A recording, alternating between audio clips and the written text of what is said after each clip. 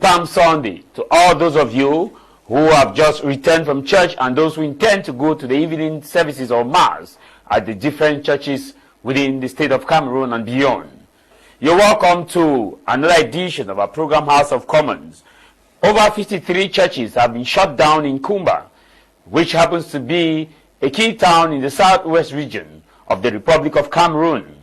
Most of these churches shut down by the senior divisional officer of Kumba, accompanied by some government officials, is based on the fact that they don't have valid documents permitting them to operate as a church or as an assembly, mindful of the fact that the 1990 constitution in December that was brought in by President Paul Biya that ushered in the freedom of worship and association.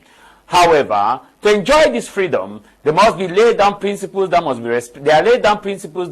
be respected, and these principles deal with the formal registration of churches and declaration of assembly according to the Constitution. This is in a bid to ensure that the activities of citizens are monitored and ensure that they respect the republican value under which this nation is founded, which is a land of promise, land of glory and deep contentment forevermore.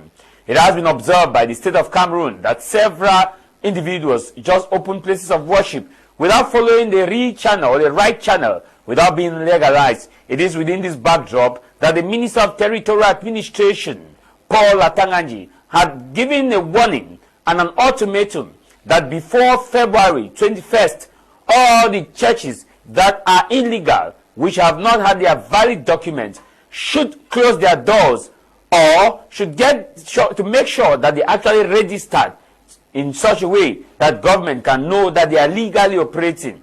However, the deadline came and passed. Government moved into action. In Yaounde, churches were being closed down.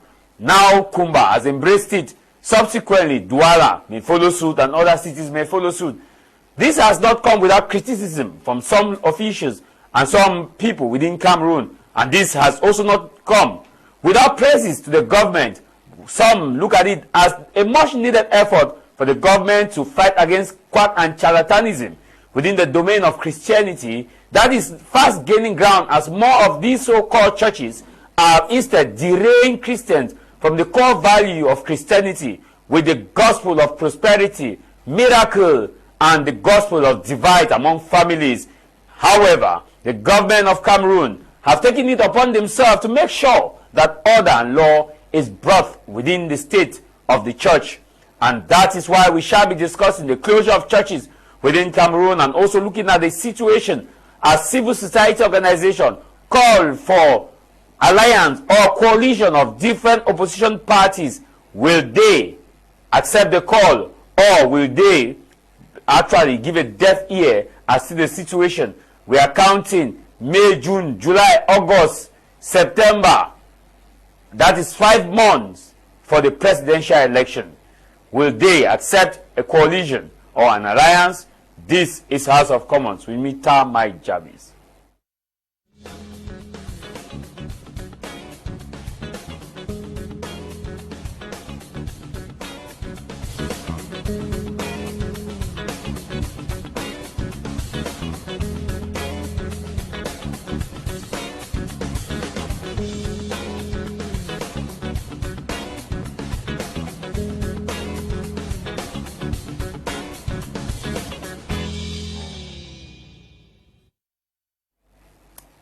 Happy Palm Sunday to all those of you watching us. Happy Palm Sunday to the Choir Negro Spiritual of the Bonamusa, the Annunciation Parish. I'm thinking about the President Bertel Chassis. I'm thinking about the Maestro Benoit. To you, Paula, happy Palm Sunday to you, Ongene, happy Palm Sunday to you, Marima Zomo, and of course, happy Palm Sunday to you, Zangazang Frank, and also happy Palm Sunday to you, Emmanuel, happy Palm Sunday to you, Caron and Kandem PGP, happy Palm Sunday to all of the members of the Choir Negro Spiritual, Karel, happy Palm Sunday to you, and all those who are joining us. I want to wish you a very big happy Palm Sunday. for this is the day that Jesus went into Jerusalem, and it is being celebrated across all the churches within Cameroon. I want to wish you happy Palm Sunday to you, Ndefo, and all those who are within the choir, Negro Spiritual Yaounde. Happy Palm Sunday also to you. Happy Palm Sunday to you, Dennis. Happy Palm Sunday to all those of you. If I have not called your name, just know that happy Palm Sunday to you. And of course, in the studio, we are joined by a cream of panelists whom we are going to discuss on today's edition on our topics. Today we are talking about the issue about Cameroon, on which we are looking at the closure of churches as far as that is concerned. And in the studio we have, of course, the special advisor to Professor Maurice Kanto, who has been there through thin and thick, and is also there with the professor in making sure that the Cameroon Renaissance movement become one of the key leading parties in Cameroon, not just at the level of opposition, but of course the leading party in Cameroon. He has been firm within his values and belief that the party has what it takes to put Cameroon on a trajectory as the forebearers had actually meant it to be, which is the land of promise, the land of glory, which is the land where our worth will be that no tongue can tell. Sir Mutaga, happy Palm Sunday to you. Thank you, Mr. Tah Mai Javis, for inviting me here on set this day. Happy Sunday to all Christians in Cameroon and the world at large. Happy Sunday to all the militants and sympathizers of the Cameroon Renaissance movement. Permit me use this opportunity to greet the people of Kruku village in Batibo subdivision. That's my village. They will be looking forward to organizing the elections to choose those who will be running the Development and Cultural Association of the village come April 17/18 in Batibo subdivision.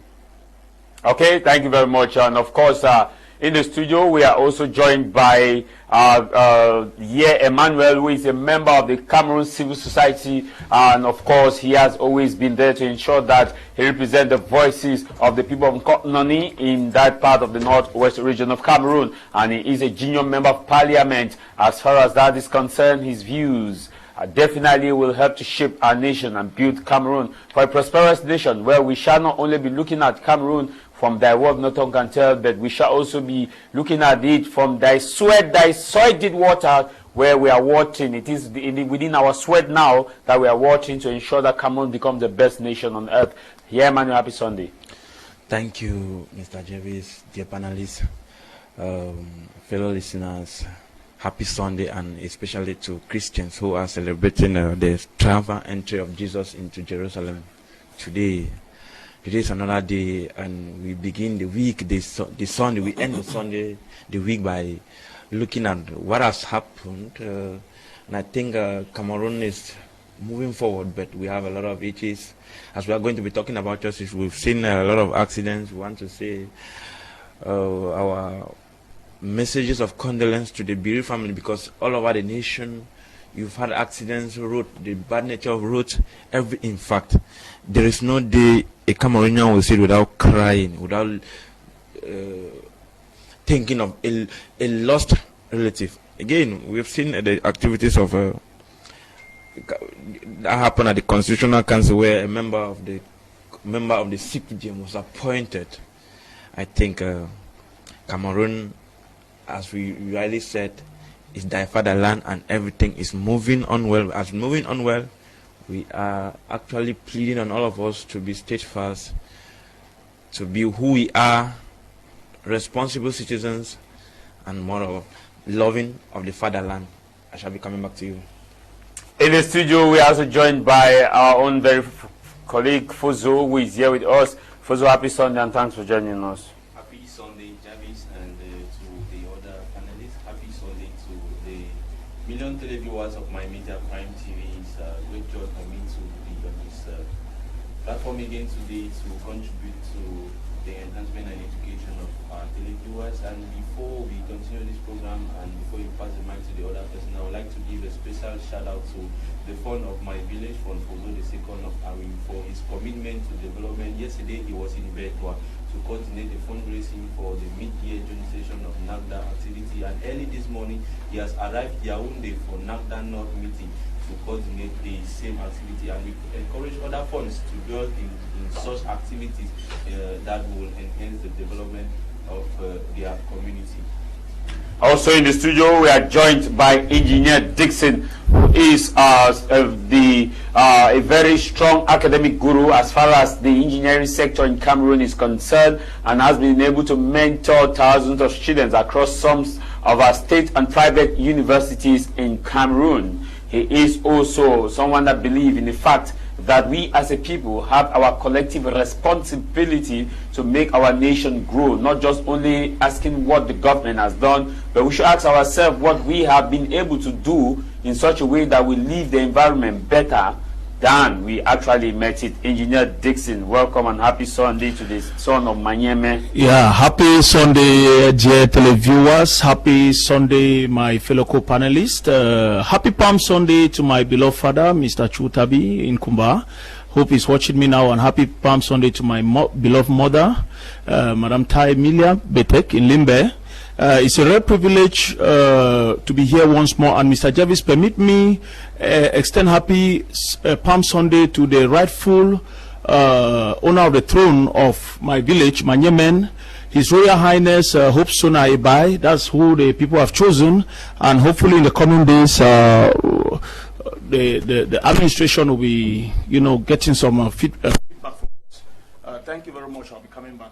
Respect to our topic. Thank you very much. The situation in Manyeme is still very, very, very volatile, and of course, as you said, as it is also said that it is the people that chooses their chief and not administrative, as according to what some people have said. However, we remain to see how the situation in Manyeme will unfold. Hopefully that the thing that has been set aside as according to the provision of the nation will be respected, because Cameroon is a land of law and order. We'll begin the program, but before then I want to wish you Adele Peters a very happy birthday. You celebrated your birthday this April. I want to wish you a very big happy birthday to you, and many more years to you, Peters. Many more years. God continue to guide and protect you. And you, my Grace Kamgang, happy birthday to you, Grace Kamgang. Many more years to you, and may God continue to guide and protect you, Grace, as you celebrate your birthday, and bring you many, many blessings as you continue to celebrate.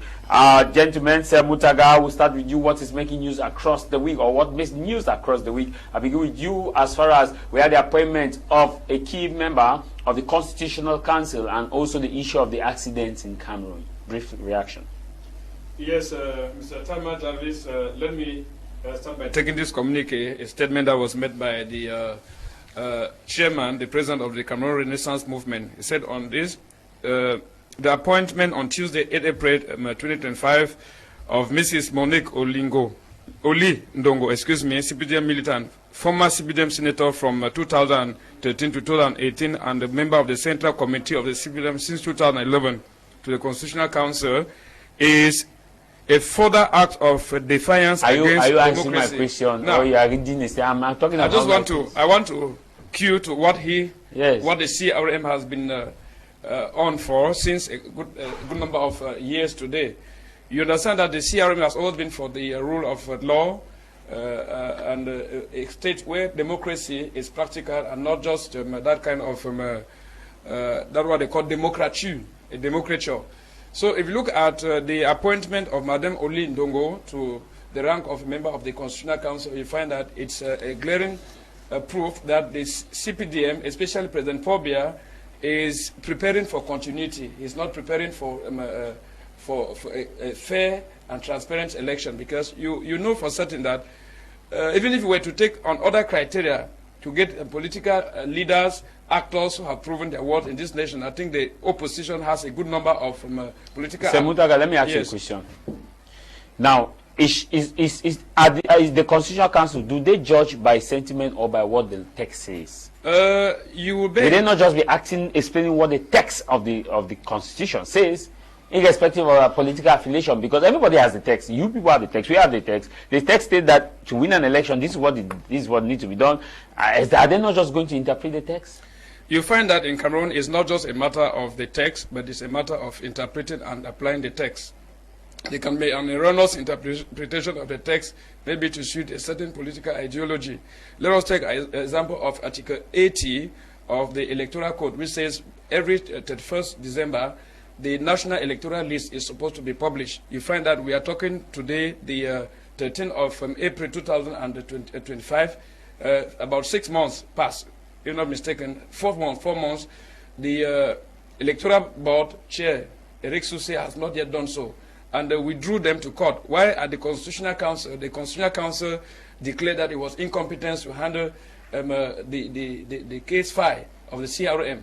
So you find that the Constitutional Council of Cameroon is such a constitutional council that has been working in favor of the ruling CPDM, and that's why President Biya... Does the text state that they are in a position to judge? The text says they are in a position to verify the constitutionality of laws. So if there is a constitution in place that shape other laws like the electoral body, you know what I'm saying? The electoral code is being guided by the constitution, and by virtue of the August chamber, you find that whenever there are litigations at the level of the electoral body, it is the duty of the Constitutional Council, as enshrined by the Constitution, to ensure that they call the members of the electoral board to order.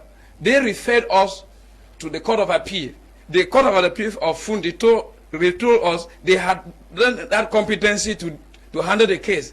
If the Court of Appeal hadn't that competency to handle the case, and then you have the Constitutional Council hadn't that competence to handle the case, who then has the competency to handle issues that concerns election? Because don't forget, the Constitutional Council is the last organ that pronounces or declares the winner of an election. If at this particular moment they cannot handle issues that concern pre-electoral litigations, what more of issues that concerns electoral result? You find that it is just twisted to suit the ruling CPDM in place. And like I was saying, if you look at the composition of the Constitutional Council, Mr. Tah Mai Javis, you bear in mind with me that mostly, let me say most of them, at least about, let's say 90% of those constituted the Constitutional Council are former top-ranking officials of the CPDM. Former now? They are former. When I say former means that at the moment they appoint them, they say they are supposed to drop their casket, their leadership. Yes. Now, let's take the case of late Joseph Oguna, who died. You remember after his death, during when his body was brought from France and they were about to convey to lay final rest in his village, what happened? There was a communique from the Secretary General of the Central Committee of the CPDM that militants of the base and other cadre of the party should prepare for one of their comrades who would be buried. One of their comrades, not a former comrade. Maybe he's a former now. Listen, he didn't say a former comrade. We expected that he should have said a member of the Constitutional Council. It's not even going to be him to write that communique. It's supposed to come from the President of the Republic. From the moment he has been appointed, he loses his status as a political party. This is not a main topic. Just run up. Let's just run up the accident. The numerous accidents in Cameroon are also as a result of there are three things which I will put in place. You look at the nature of the road. You look at what they call the visit technique. You find that most of those cars that pass through visit technique, sometimes they even go to the technical control points where they are supposed to check the state of the cars. They don't check. What those people are interested in, they're interested in getting their monies. So when you look at the state of roads in our nation, you find that the nation of Cameroon is one of those countries that you have 80% of our roads still being in colonial state. Let us look at major tracks like Douala, Yaounde. You find that 60 years later, the Douala Yaounde Expressway is just about 60 kilometers tarred. It means that they have been using just they have been tarring 1 kilometer per year for 60 years. So now, when you look at, even take for example, Douala Kumba stretch of road, you find that it is the worst. Take from Douala Bafoussam stretch of road is the worst. Take Bafoussam to Bamenda, it is hell on its own. So you find that. So Bafoussam to Bamenda? No, it has been tarred now. Which tarred? No, I went to Bamenda 2 weeks ago. No, I went to Bamenda 2 weeks ago. The Babaju road has been tarred from Bafoussam. I used to be the Bafoussam road. Went not to Chang. No, I agree. I agree with you. Let me queue with you that it has been tarred because I've not gone to Bamenda of late. Yeah, I went to Bamenda just 2 weeks ago. The road honestly, we will not stay on that because that does not debunk the fact that 90% of... No, I agree, but I just needed to make that interjection for our viewers to understand that that particular one, The one that you cited, I did not. I'm going to Bamenda. Yes, I'm going to Bamenda. I took the long road. I was with my brother. We personally drove to that road to examine the road. We reached right to up station. The only way that we had some issues, 99% of that road has been done. Clear. We drove right to up station. It's only when we reached Bamenda that it was hell in itself. Good. I think you agree with me that the Bamenda. No, I'm saying Bamenda town. Yeah, but why will you separate the Bamenda? No, we are talking about the road. No, the road is right to city chemist. Right to city chemist. It's before you reach the south, the west region. You need to live from city chemist to the west region. So, like I was saying, this is not a joke, my brother. Like I was saying, you find that most of our towns, let us take even Douala. We should not be talking of inter-urban roads. Let us agree. even tell the city roads. You are living in Douala just like I do. You find that most of the roads here in Douala, take even from Lokbaba to Japoma, or you take from Dokoti to Peka Katos, and even from Dokoti to my major prime, you find that the road is completely dilapidated. So you find that most of the road accidents we have in Cameroon as a result of the dilapidated nature of our road, the bad state of our road, and then ineffective control.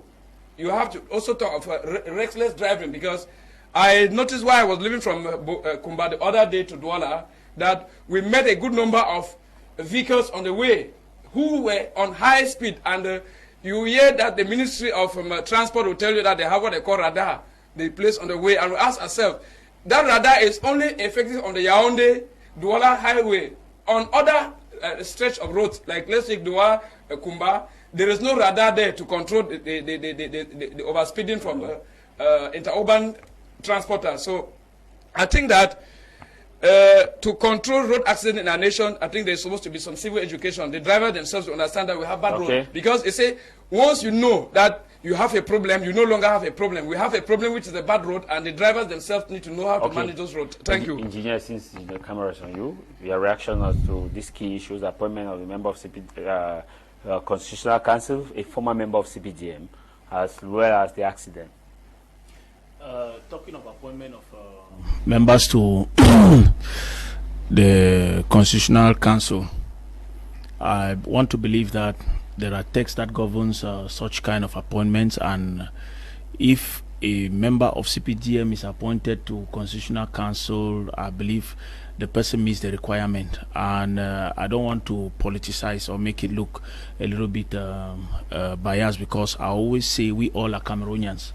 If a Cameroonian is deemed fit to get into a particular position to serve the nation, that should be so. But I do believe that before you become member of the Constitutional Council, the partisanship membership has to be dropped. So if the person has fulfilled that requirement, I don't see any problem. Because besides, the person is not going to judge based on emotions. Exactly. Their texts have already been laid. Texts are there, and we are there to look at it, and we will always give our comments with respect to that.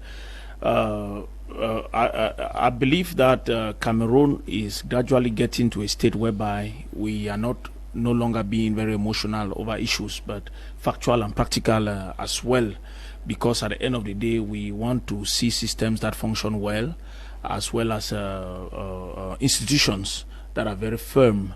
I want to say, if this appointment came from an opposition party, we will not be getting the noise that we're trying to get now. But either way, we all are Cameroonians. Whether the appointments from an opposition party or from a ruling party, the bottom line is that the person has to drop the party card. And if they have done so, I don't see where the problem is. Talking about the road, I believe that the state of road in Cameroon is still not the best. I have been opportune to travel all over this country. I've been to Maro and Yaounde, right down.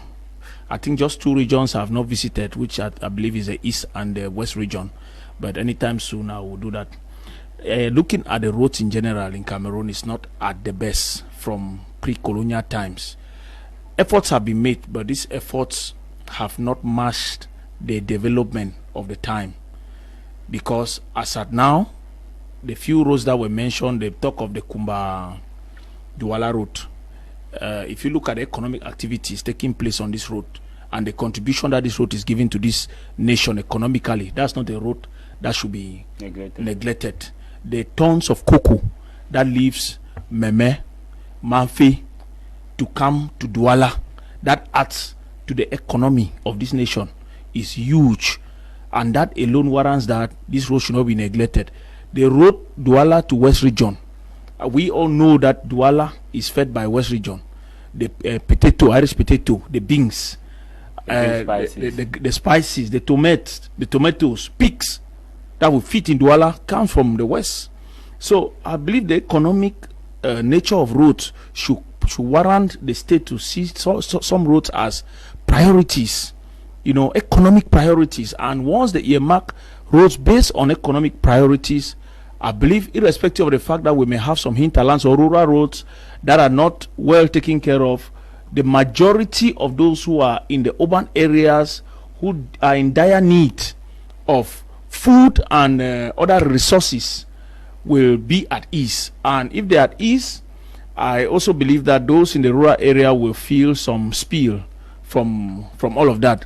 So the state of road in the nation is not at its best. Even inside Douala, you can't walk 100, 200 meters without meeting potholes. Before reaching here, I have bumped through different potholes inside different neighborhoods, which to me is something that we should not applaud. So to me, if people are still dying based on roads in this time where we are going towards artificial intelligence and abandoning all the local ways in which we carry out our activities, then we are not ready for the time.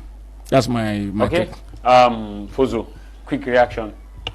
Okay, concerning the appointment at the level of the Constitutional Council, as he earlier made mention, if it's that the person appointed has dropped down the party membership, then there is no query. My main focus will be on the roads. When talking about the road, we all acknowledge we have some poor bad road network in Cameroon, and all of us, we are called to attention, because these past 2 days, while blaming the government for not providing good roads, let's also blame ourselves. And the drivers, Yes, because videos are online presently circulating. You see drivers driving while on their phone and all the rest. What does the driver do? You YouTube and carry so 70 while we are throwing the blame on the government, let's also check our drivers. What are the agencies doing? Are they controlling their drivers? I discovered one time some, let me not call agency names, some of these agencies, they told us they place cameras in their buses, but to my biggest surprise, those cameras are not working. Even I tried one of those numbers they put on the windows. They said text on WhatsApp directly. The number is not appearing on WhatsApp. Like seriously, it's not appearing on WhatsApp. So who are we fooling?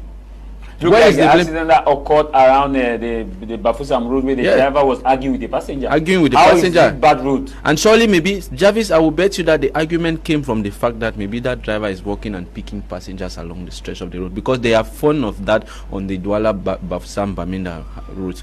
That's something that we need to call the attention of agency owners before we start calling on the government, because even if they provide us good roads and we are not able to maintain good behaviors on those roads, accidents will keep on coming.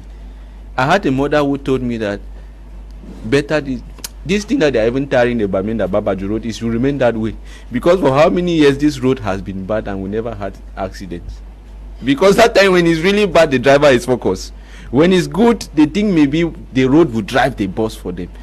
We should start by educating these drivers, putting an eye on agency owners before, because even if they bring us good road and we don't have a good behavior, a good sense of behavior, accident will keep coming. Mr. Javis, your reaction, especially the accidents where we see most of the drivers are very nonchalant, and most of them are constantly with their phones, and especially also those who are driving private cars. Sometimes you see the way they are on the highway, but they are manipulating their phone, and before you know, these are the kind of issues that most people always blame it on road, the accident issue on road.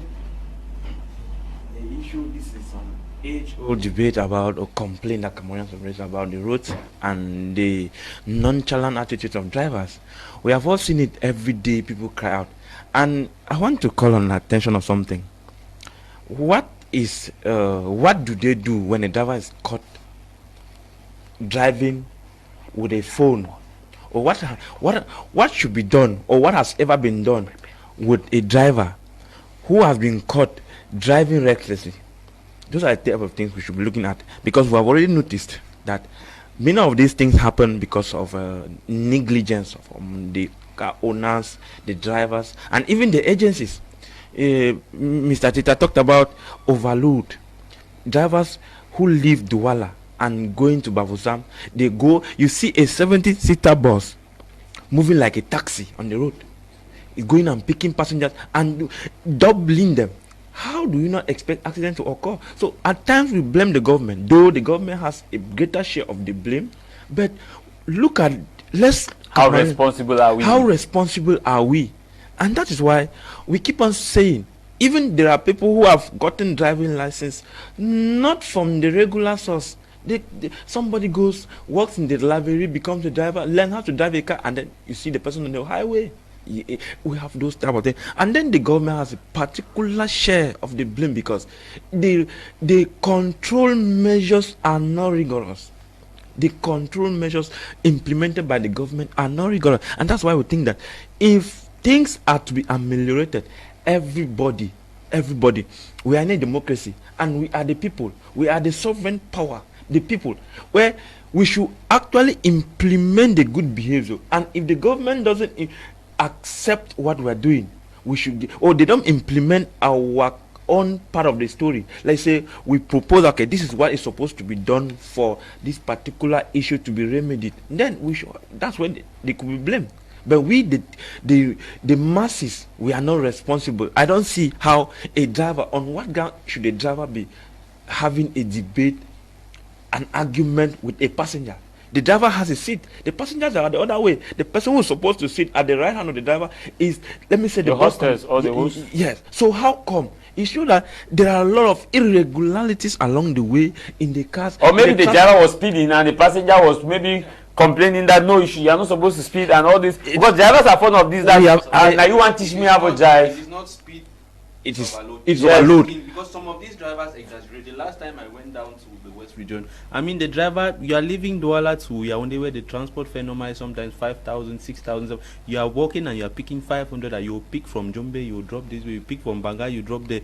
What kind of thing is that? That's what I'm saying. And that's why we looked at, I even had a quarrel with the driver who was, the man was asking me to incline so that somebody can sit on a seat from here to Bamenda. I paid 6,000 francs. I don't want to call the name of the agency, but they were asking me to incline so that somebody can say, are you the only, now only you want travel? You know, see, I say people them plenty. I beg shifts must mean some persons, you know. That's what I say.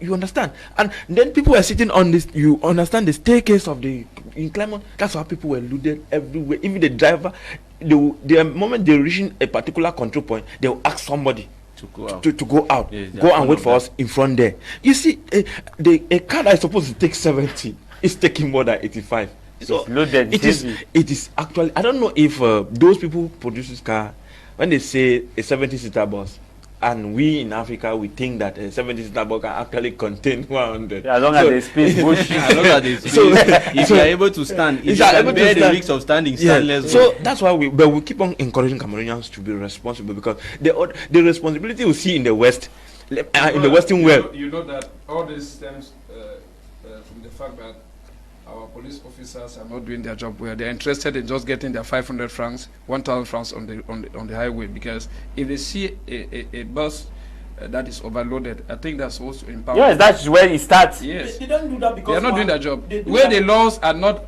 strictly applied, you find that there's bound to be lawlessness. There's just going to be anarchy. People behave the way they want. It's as a result of corruption, because these guys, I tell you, you see, before a driver drops down, they already have something in their hand that they're just going to put like that, and then they collect and then look at his face. They don't even know who are inside the car. Maybe those inside the car with bandits and the highway robbers that have held them hostage. They don't care. Whatever they have to collect, if they have it in their hand, they don't collect. They don't bother about what happens to those who are in the car. What you say is the truth. Go to the if you have hidden cameras. When you see those drivers who are taking overload or who are doing abnormalities in the bus, when they're approaching security points, they already have. They're familiar with those guys. They're already going there. If the man is going there, he's going there. He's looking at the police officer. He said, "Oh." The transport sector in Cameroon is very negligent. I mean, This is good. Around the Boya Kumba Road, the Boya Douala Road, like there are some checkpoints at like Biselili and the rest. Yes. You see, they will be registering numbers. I will enter one car. There was a time I enter one car, and the person said, "I've paid. I've paid." They were breaking. I've paid. Look at the number. They asked him to come and check. He checked. He went and checked the number. They said, "Okay, he has paid." Yeah. Are we at that level now? He has paid. What has he paid for? Is the money being paid going to the state treasury?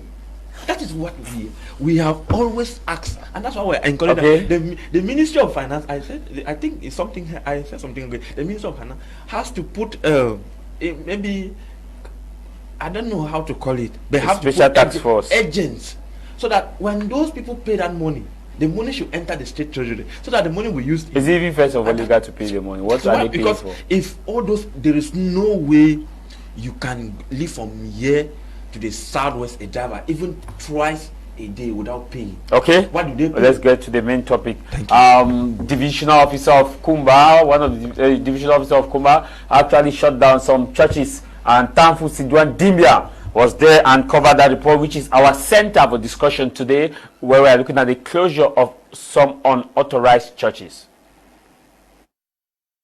These churches have been sealed by the Kumba One authorities following instructions from the Ministry of Territorial Administration to close down unauthorized churches. We suspend prayers outside here for now, okay?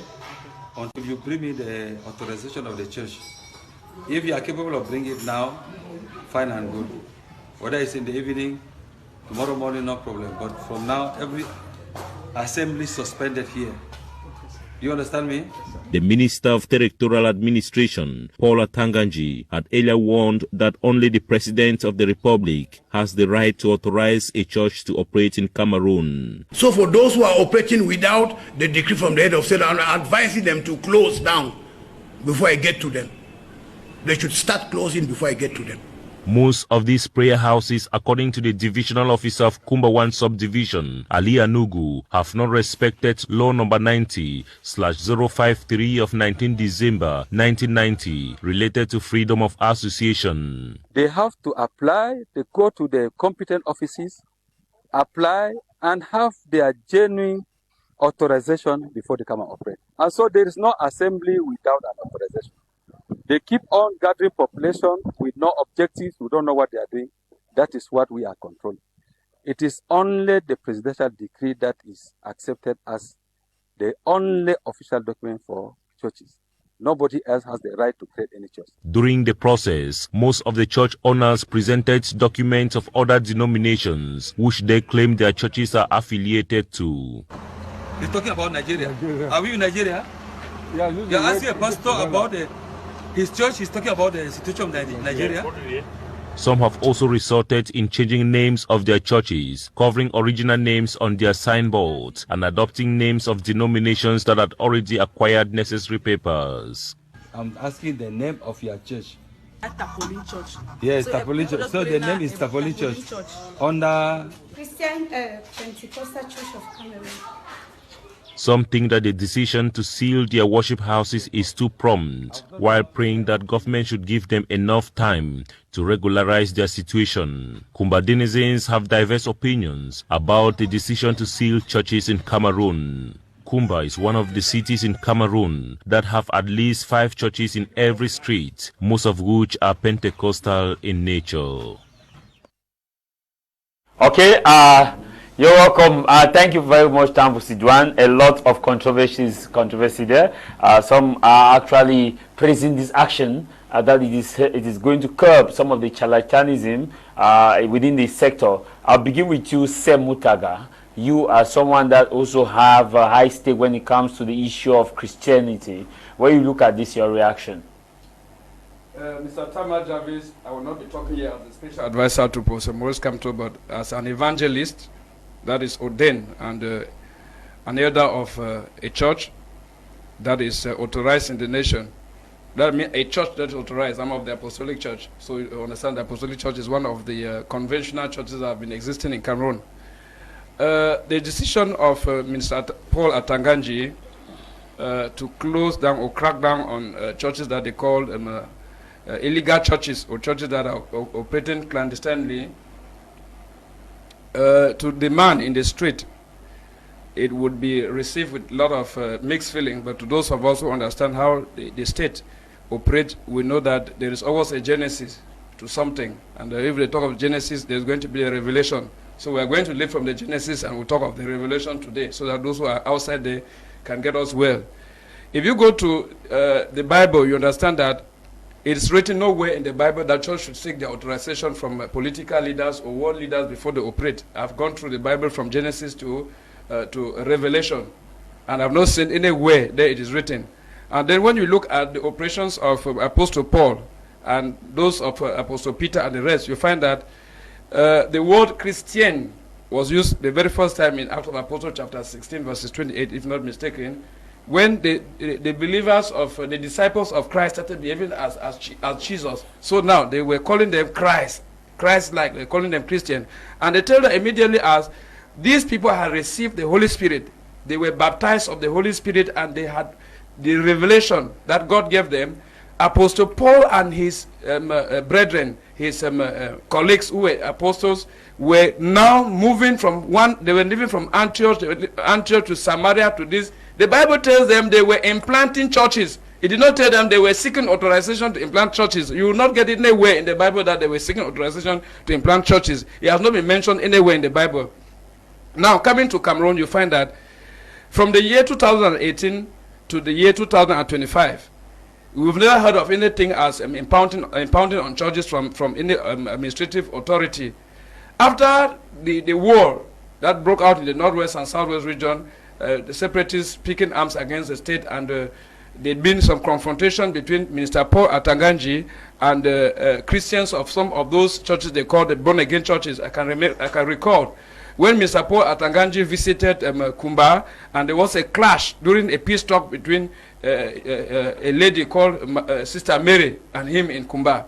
I think that it started ringing a bell to him, or in his mind, that our position as ministers of the Republic under President Pobia is threatened, and the church is beginning to gather momentum. They are beginning to get some kind of audacity, and they would soon begin to make a campaign against us and challenge us. So to you think now, that is the... Just let me develop Mr. Tah Mai Javis. I said we have the Genesis to reach the Revelation. Let me talk about Genesis. You know, the Genesis is something that most people don't always like to visit, because Genesis is a book where you don't have it is just the law, and this and not, like, it does not have the grace. Grace does not exist there. You are expecting me to talk about grace, things that will favor the regime in place. Let me talk about what the law says. Regime. Are you like saying that I'm a member of the regime? Let me say it's a slide from the tongue. So like I was saying, if you look at what happened in Yaounde, you find that one time in Yaounde, Minister Paul Atanganji had to suffer outrageous utterances. Let me call them outrageous, because he baptized them outrageous utterances from one minister of God, a former colonel, because he was a colonel in service who was sent on early retirement as a result of the tussle he had with Mr. Paul Atanganji in Yaounde.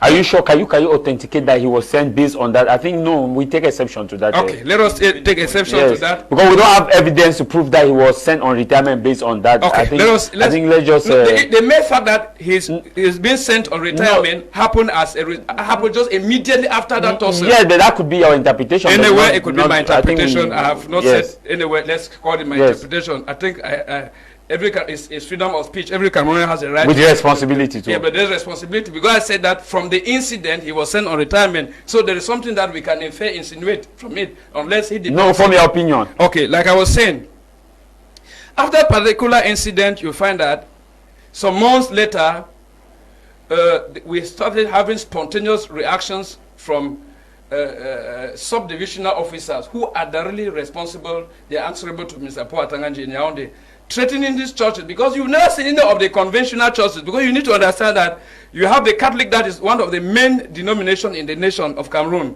whose population comes, majority of those who pump in money into the Catholic Church are state officials. They are members of the government. You always see them occupy the front seat in most of. But there are members of the government also in Presbyterian Church, members of I said that most. I have not said all. Listen to what I said. I said most of these state officials are found in this. So If you go also to the Catholic, to the Presbyterian church, you find that most of these state officials also worship in those churches. So you find that there has been a rising form of criticism, especially from the churches they call the born-again churches, who claim that the present status quo of the nation, the suffering that the nation is facing as a result of the fact that most of the conventional churches have been getting the mind of God, and they are not willing to transmit it directly to the government. You said so are you saying that the other churches have not been getting the mind of God? And second, are you also saying that like we had the bishops that came under fire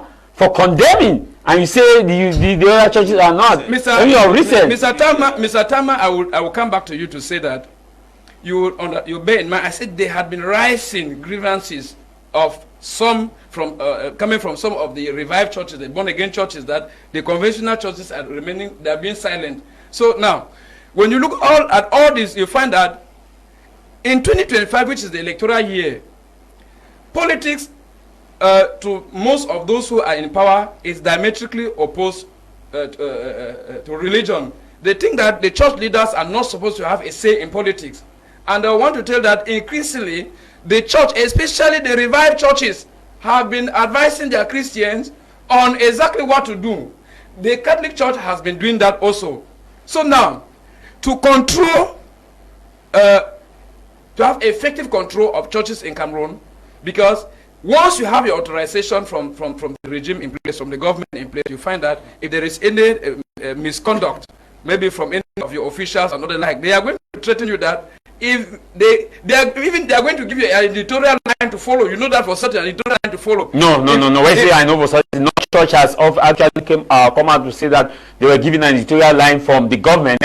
I said the church, if as much as they get their authorization from the state, yes, the state would be tempted to give them an editorial line. Church, church have that editorial line. Let us look at. Does it mean the Apostolic Church has the editorial line? You are a member of the Apostolic Church. I've been in the Apostolic Church. You never hear a day when people have the editorial line. My man, I'll tell you this. I'm from the church. You never hear a day where they will stand in church and even ask members to go and register. The only few churches which are not even that do that. They tell you that politics is the thing of the world. So they have, which means they have editorial line. You tell me they don't want to have any entanglement. Do you want me to call churches? I tell them I'm an evangelist. I'm not refusing to say evangelist Mutaga. What I'm saying is that you talk about editorial line. You say you're a senior. That editorial line. You're an elder in Apostolic Church. I'm not saying I'm elder in Apostolic Church. Elder in the church. I will be an elder, and you belong to a church. Yes. Does that church has an editorial line? It has an editorial line given by the government. That is, they don't want to have any conflict with the state. So when you come and say anything in church which concerns politics, they will know how to hear. They say they don't want it because the state will close them. They don't want to have a conflict with the church. Even if you are telling them the right thing, they will not hear. Okay. That's why you see there's a problem. Now, maybe before moving to other, these are insinuation. Now, let me come back to what I was saying. You find that, briefly, like I said it, we are in an electoral year, and we have been telling that the problem of Cameroon is a crucial problem. Now there is a spiritual problem. Let me explain to you. Most churches in Cameroon today are just operating just like a group of people coming together to operate. Now, when you have to do with the churches are based on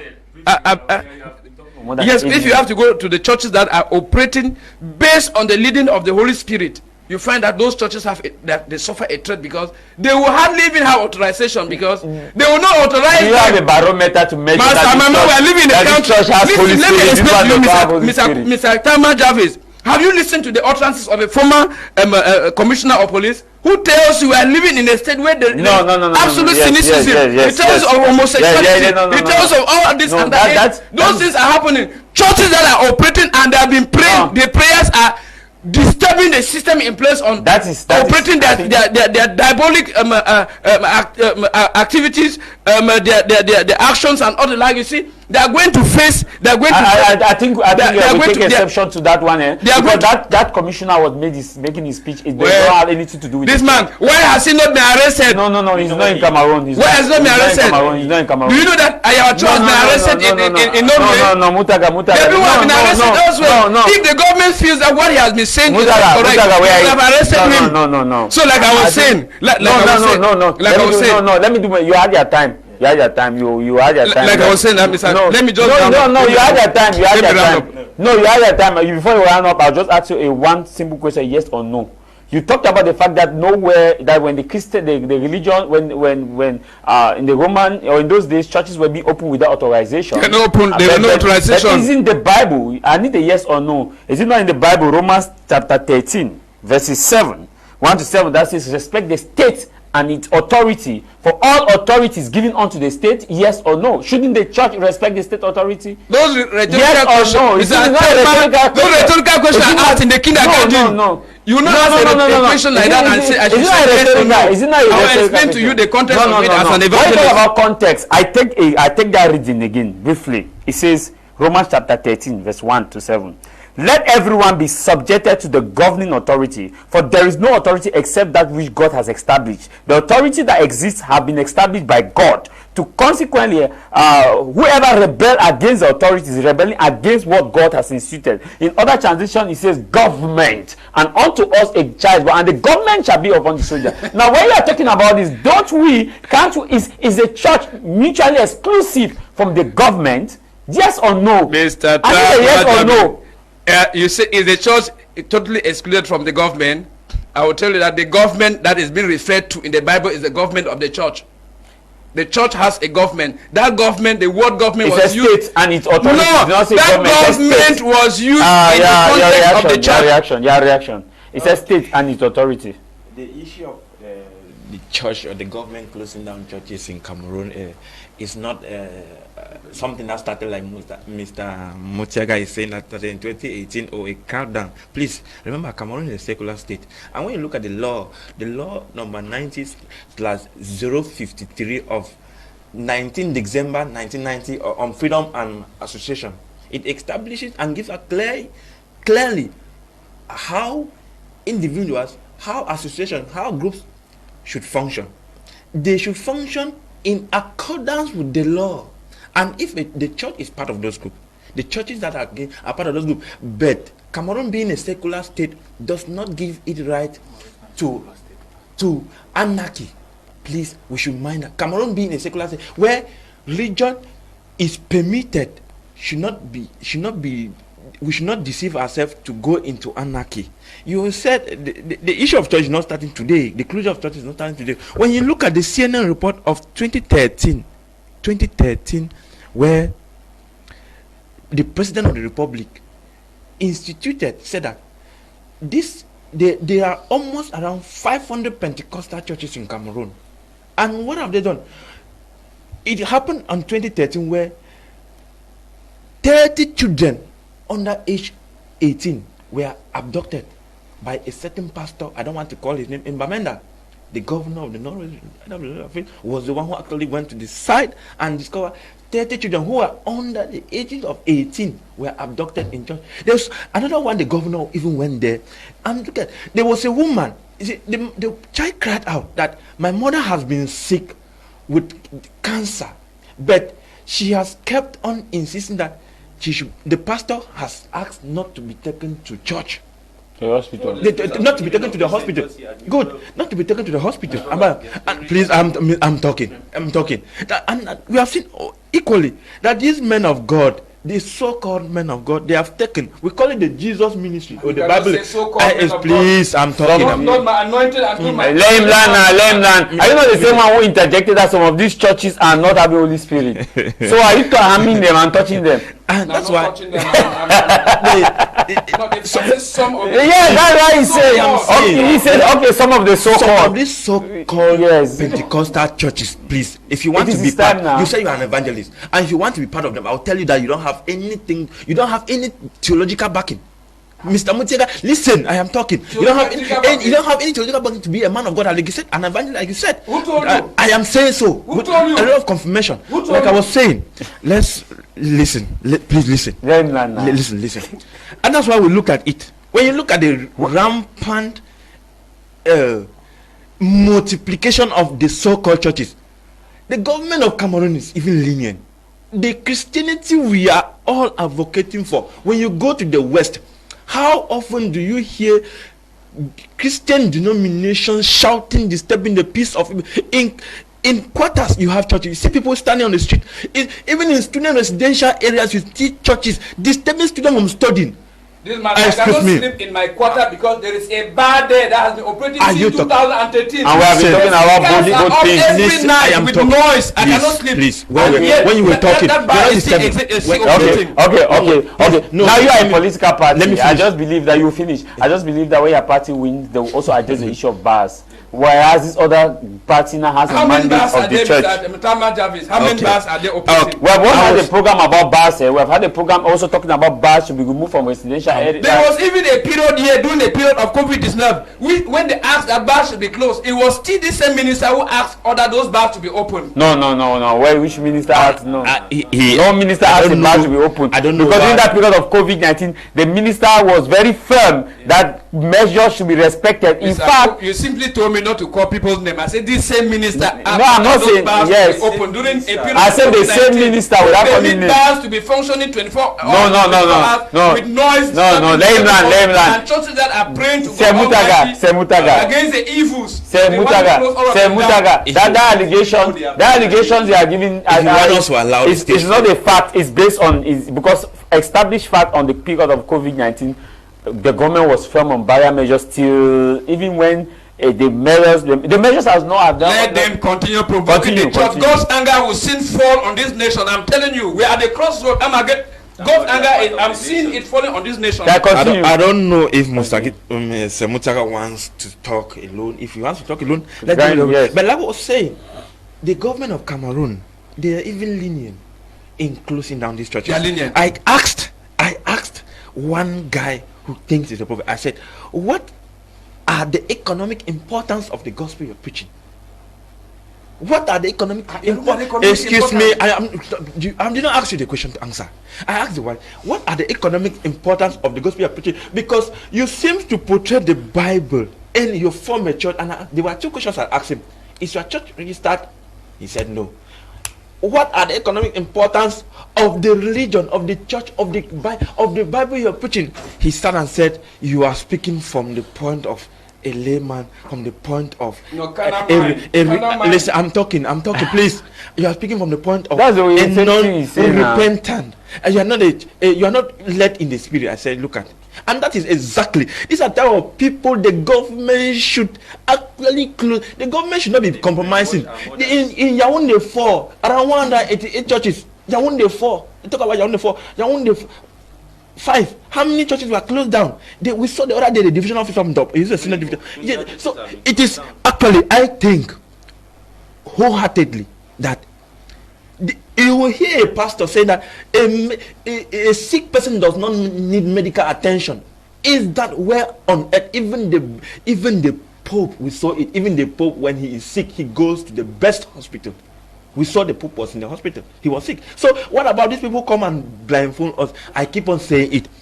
The decision of the minister is following that of what the president said in 2013. The president already declared those rampant, unorthodox, unauthorized churches without clear specific ideas should be banned. Yeah, because the president had won in 2013. In 2013, he's thinking of something of 2018, whereas it is something that has been old, and that's why we the administration is slow but surely. We are even thinking, right thinking Cameroonians, we think that the government is even slow in implementing, because we have seen the mini churches are even provoking more harm than good, because every day there's a rape issue. There's a rape issue in church. Every day people don't have money. Excuse me, I'm talking. I have facts. I'm talking. Okay. I'm talking with facts.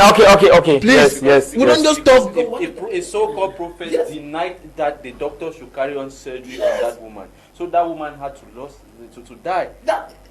The husband was only fortunate that the nurses were able to save the child. Yes. So what kind of message are they preaching? That means recently I shared Tamfu Shidwan's report and the reactions we have from Cameroonians. Yeah. I'll bet you 75% of those reactions, they are in support of the actions of the DO. Exactly. That is to tell you that Cameroonians are suffering and they are witnessing the effect of these churches. Looking at subjective. It's not subjective. If He's we talking do based on data that he has. and if you It's want not us, we his can opinion. organize a poll. We organize a poll, and even from the messages that Javis will read here, I bet you will see that Cameroonians, the more Cameroonians are against the fact that churches keep growing every day. We keep giving birth to baby churches around with no direction. How many churches? We can 500 Pentecostal churches. Where are we only going? 500. We're You talking need of thousands. those churches. Please let me land. We are talking. Do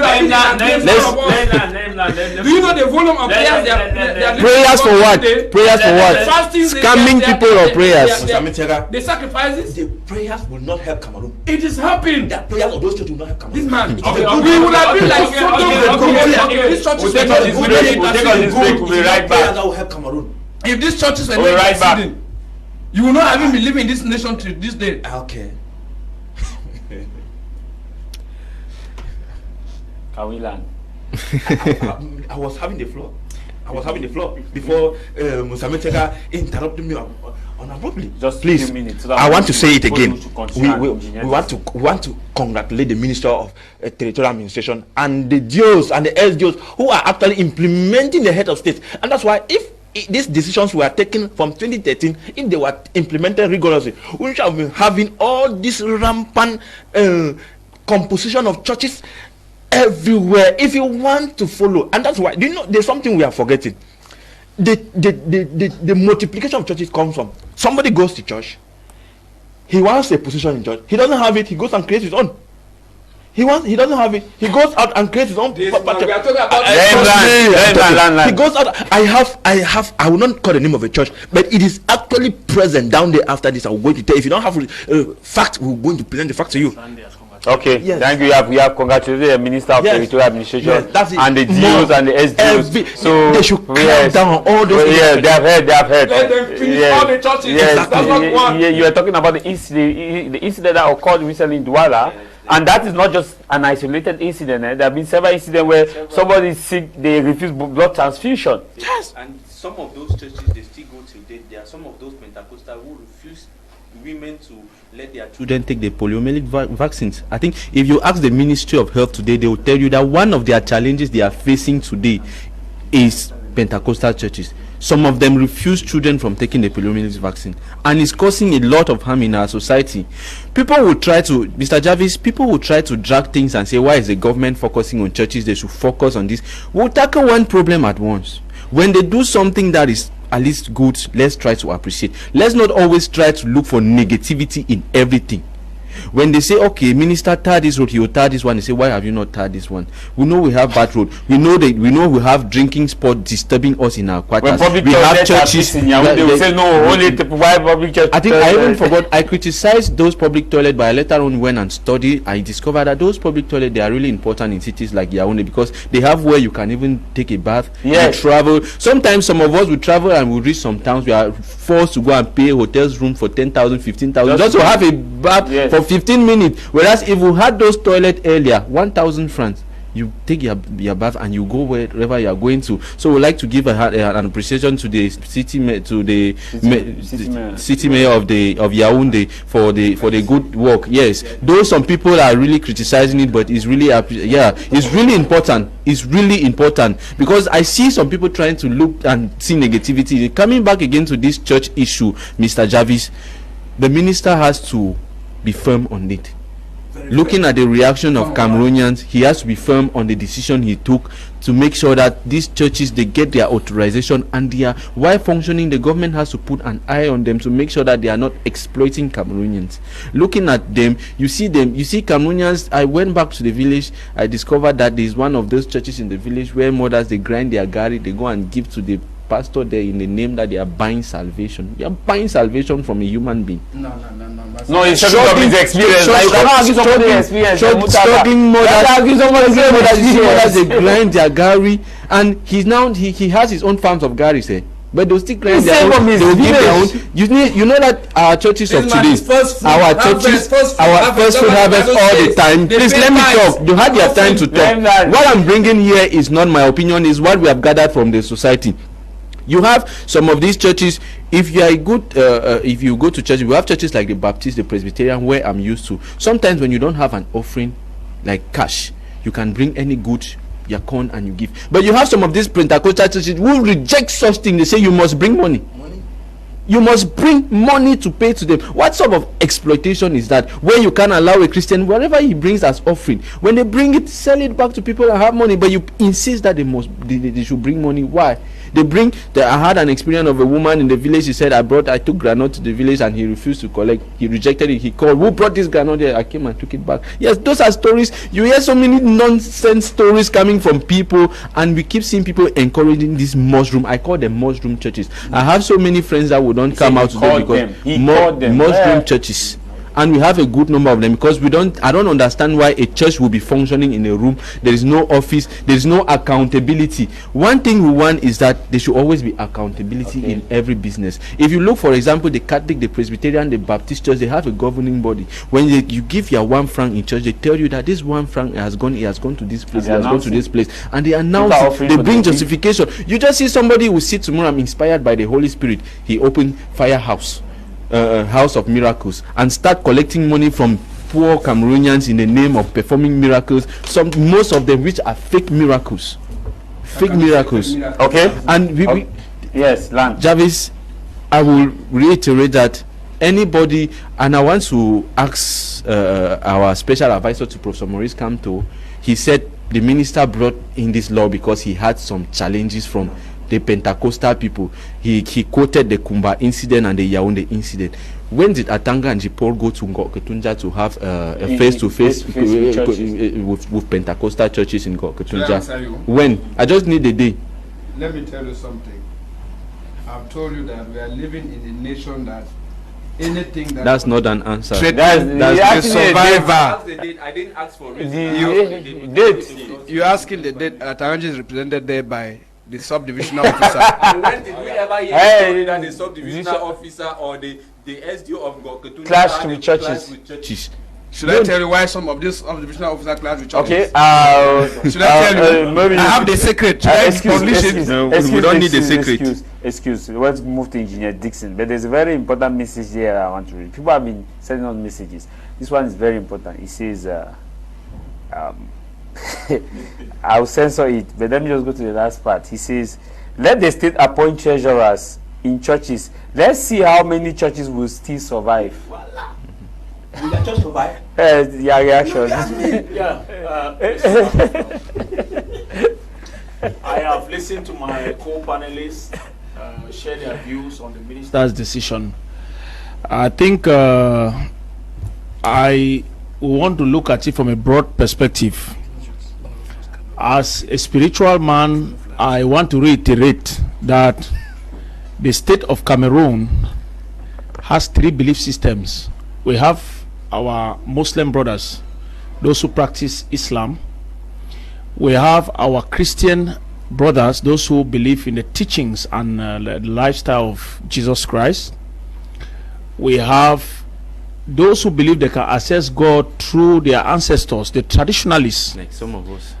These 3 groups of belief systems exist in this country. Why I'm taking my time to elaborate this, because we are dealing with faith, and faith is the backbone of a people. Faith is what gives hope. Without belief, you can't function as a human being. You will be like an animal. You must have a belief system.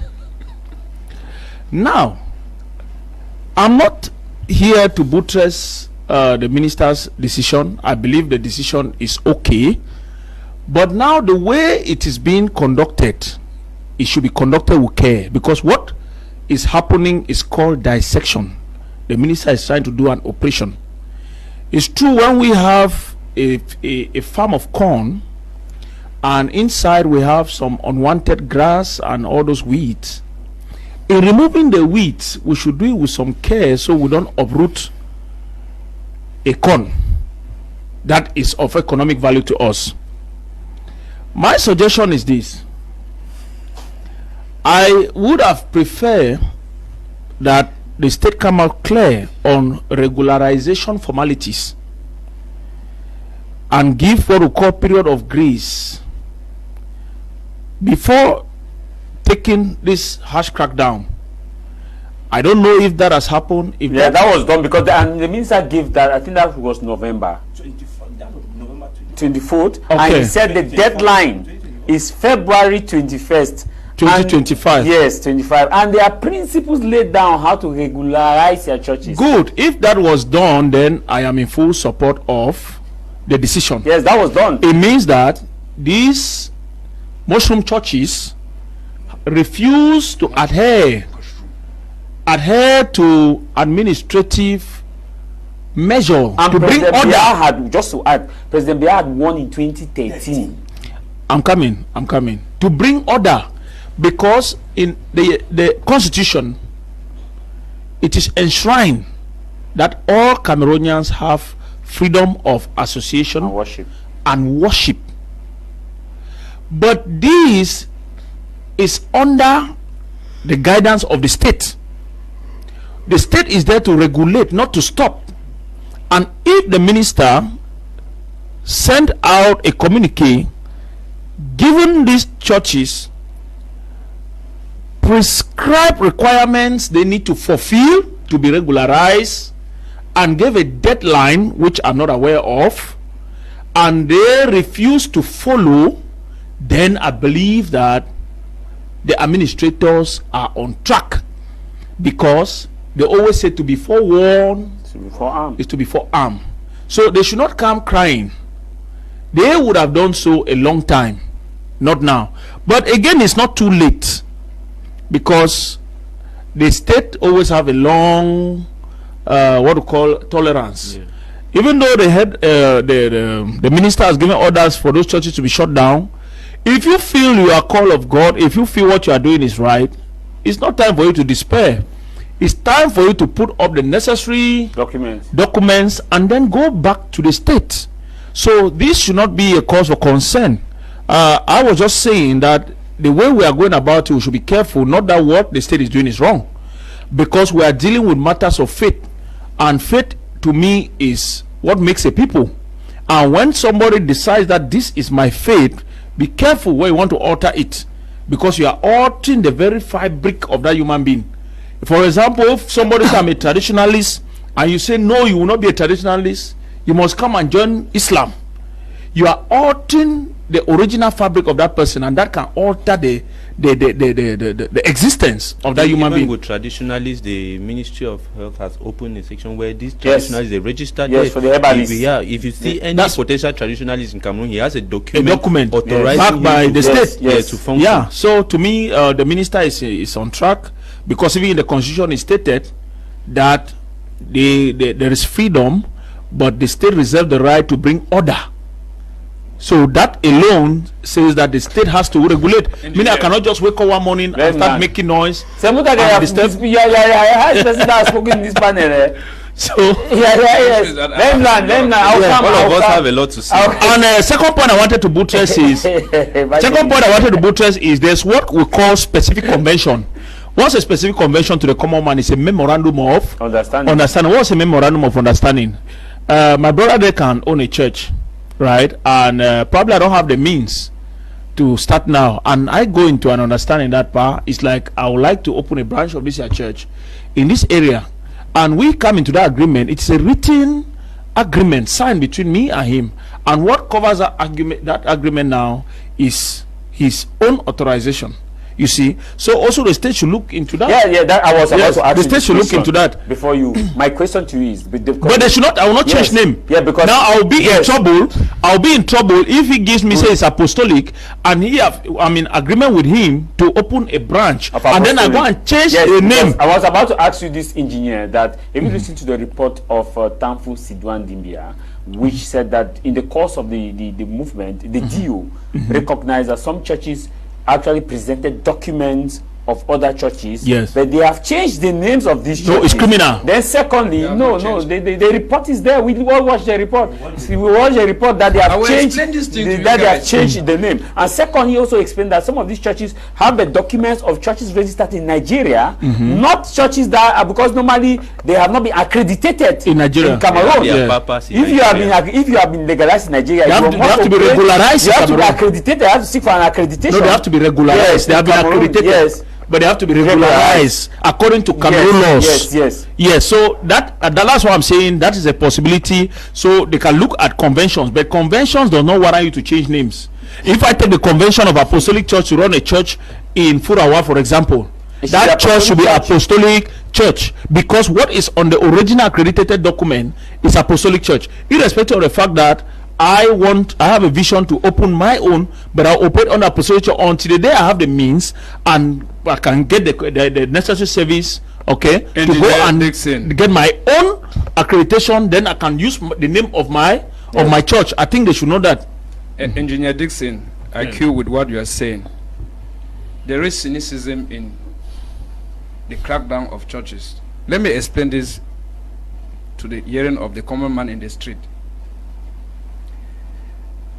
The last time I heard or learned of authorization of a church in this nation date back to 2001. If you have any other information to challenge me, you tell me. The only person that has the authority, legal authority, legitimate authority to authorize a church in this nation is the President of the Republic. The documents are deposited at Minat, and Minat has that prerogative to channel them to the President of the Republic for authorization. Since 2001, excuse me, to date, so many political parties have been legalized and they're operating in the nation. Now, as of the report of 2011, there are only 47 churches that are authorized in this nation. These 47 churches, I will tell you that, have the legal impetus to open branches in all the nooks and crannies of this nation. Agreed. And if anyone has fulfilled the apostolic requirements to run a church, he can go to these people and have a negotiation with them and say, okay, we want to function under you. If you have to function under them, they give you their memorandum of association, because it's an association. They give you the status of the church as submitted to the minister of the Prime Administration, who channel it to the President of the Republic. And if you accept, there is an agreement. A copy of the authorization is given you to cover you to run your branch, and that branch pays them the tithe, give them the offerings, and that's how churches operate in this nation. Do they change the name? Now, when you say they change the name, I wonder whether they change it to what kind of a ministry or the like. When you go to the Bible, you hear the church of Antioch, you hear the church of Samaria, the church of this, the church of that. All those churches, let us say that there isn't any biblical account of the authorization. A church, wherever it is, has the right to bear its name. The Presbyterian Church, Fundi, Synod of this, that's how we hear. Catholic Church, Yagua, they say Synod of this, the old name, there's some name. Diocese, whatever they say. Then you hear they say parish of this, they give name to their parishes. Yeah. It is practically the same thing that is happening with these churches. No. Semutaga, let me cue in. You have time to talk here. Let me cue in. Because now you seem to be. It's emotional. Yes. Semutaga, the Catholic Church. Let me cue you in. You see this? There's a Catholic Church at Bonamusa, the opposite the market. Yeah. Under the diocese of the Metropolitan Diocese of the Archdiocese of Douala. Yes. That Catholic Church has not changed its name from being the Catholic Church. It remains. That's what you see. So what engineer is saying is that no, I understand him well. If you want to open apostolic church, it should be apostolic church. My brother, the Cameroon. I want to take example of the church. Please, we are advising the public, bro. When we take this platform, we should advise the public. What I'm giving, I am educating. If you change, no. I know how conventions work. I know how conventions work. A master's degree. No, it's not questioning. It's not questioning. What he's saying is that I want to repeat this. I said this emphatically. Yes. These churches have the authorization. They are operating under the backing, the coverage of those churches, and they are accountable. Don't forget that Those churches control these churches the same way they control their Do they have the right to change a name? They have not changed the name. They say what the reporter was saying. Baptist. You did not see when the GO was removing the placard, there was a different name on behind. It meant that if they have been giving some stipend to them, giving them money, they will not be going out to do those things. We know Cameroon. No, you are saying out of emotions now. Brother, No. you know Cameroon. They are not emotions. Let me ask you this question. They are not emotions. No, let me ask you this question. You said the state authorities have no control, should have no control over the church. Am I correct? I didn't. I said it has not been accounted anywhere in the Bible. Okay, good. Let me take you back to the Bible. It has not been accounted anywhere. Let me take you back to the Bible. I said they don't have control. I said nowhere in the Bible I said even that they authorized churches. Let me take you. Let me take you back to the Bible. Who was Pontius Pilate? You're asking me who was Pontius Pilate? That's the person that when they brought Jesus Christ. What was his role?